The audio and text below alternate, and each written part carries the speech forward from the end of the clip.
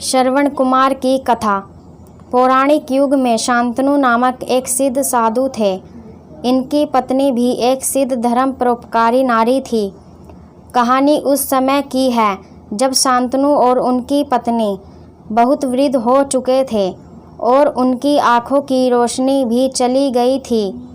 इन दोनों का एक पुत्र था जिसका नाम श्रवण कुमार बहुत ही सरल स्वभाव का व्यक्ति था। माता पिता के लिए उसके मन में बहुत प्रेम एवं श्रद्धा थी।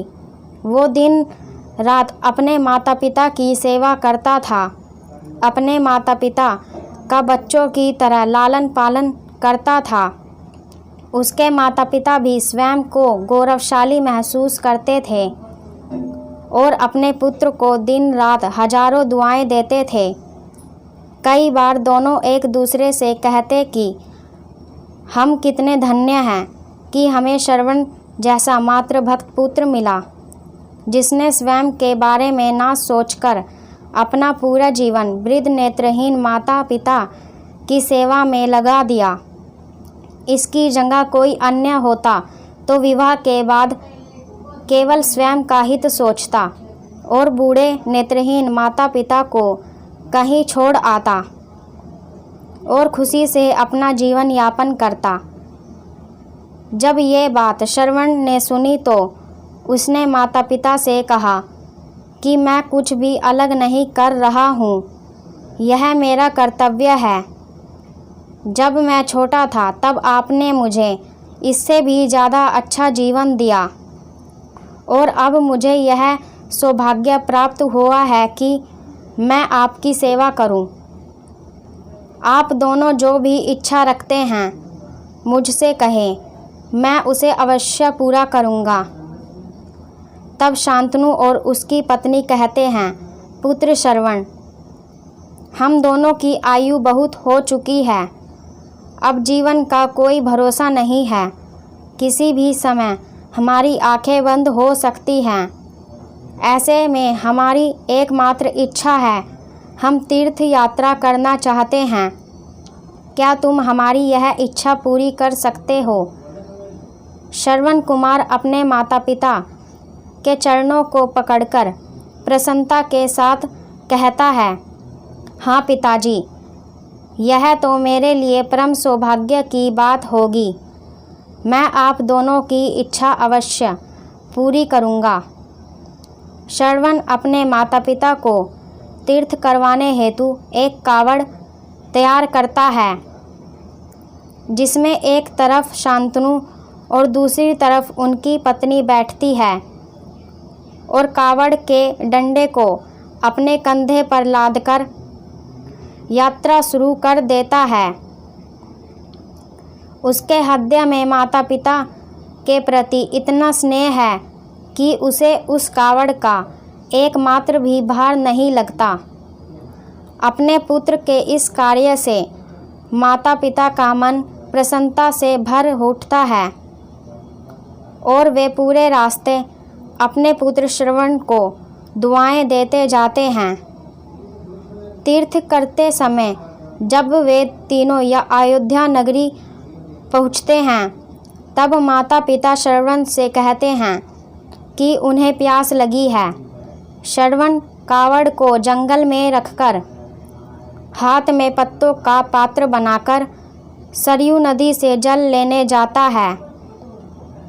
उसी समय उस वन में अयोध्या के राजा दशरथ शिकार पर निकले हैं और उस घने वन में वह हिरण को शिकार बनाने के लिए उसके पीछा कर रहे थे। तब ही उन्हें घने जंगल में झाड़ियों के पार सरयू नदी से पानी के हलचल की आवाज़ आती है। उस हलचल को हिरण के पानी पीने की आवाज़ समझकर राजा दशरथ शिकार के उद्देश्य से तीर चला देते हैं और उस तीर से श्रवण कुमार के हृदय को आघात पहुंचता है, जिससे उसके मुंह से पीड़ा भरी आवाज़ निकलती है, जिसे सुन दशरथ चकित रह जाते हैं और उन्हें अनहोनी का एहसास होता है और वे भागकर सरयू नदी के किनारे पर पहुँचते हैं, जहाँ वे अपने तीर को श्रवण के हृदय में लगा देख भयभीत हो जाते हैं और उन्हें अपनी भूल का एहसास होता है। दशरथ श्रवण कुमार के समीप जाकर उससे क्षमा मांगते हैं। तब अंतिम सांस लेता श्रवण कुमार राजा दशरथ को अपने वृद्ध नेत्रहीन माता पिता के बारे में बताता है और कहता है कि वे प्यासे हैं, उन्हें जाकर पानी पिला दो और उसके बाद उन्हें मेरे बारे में कहना।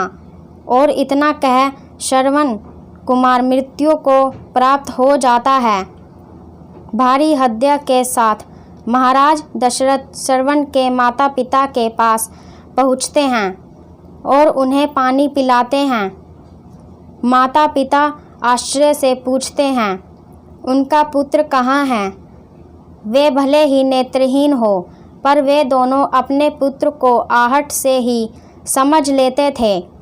माता पिता के प्रश्नों को सुन महाराज दशरथ उनके चरणों में गिर जाते हैं और बीती घटना को विस्तार से कहते हैं। पुत्र की मृत्यु की खबर सुनकर माता पिता रोने लगते हैं और दशरथ से अपने पुत्र के पास ले जाने को कहते हैं। राजा दशरथ कावड़ उठाकर दोनों माता पिता को श्रवण के शरीर के पास ले जाते हैं। माता पिता बहुत जोर जोर से विलाप करने लगते हैं। उनके विलाप को देख राजा दशरथ को अपनी गलती का आभास होता है और वे अपनी करनी की क्षमा मांगते हैं। लेकिन दुखी पिता शांतनु महाराज दशरथ को श्राप देते हैं, जिस तरह मैं शांतनु पुत्र वियोग में मरूंगा, उसी प्रकार तुम भी पुत्र वियोग में मरोगे। इतना कहकर दोनों माता पिता अपने शरीर को त्याग मृत्यु को प्राप्त हो जाते हैं। महाराज दशरथ श्राप मिलने से अत्यंत व्याकुल हो जाते हैं और कई वर्षों बाद जब उनके पुत्र राम का राज्य अभिषेक होता है, तब माता कैकेयी के वचन के कारण राम, सीता और लक्ष्मण को 14 वर्षों का वनवास स्वीकार करना पड़ता है। और इस तरह महाराज दशरथ की मृत्यु भी पुत्र वियोग में होती है। अपने अंतिम दिनों में उन्हें शांतनु के कहे शब्द याद आते हैं और वे राम के वियोग में अपना शरीर त्याग देते हैं। आप सभी को मेरा जय श्री श्याम।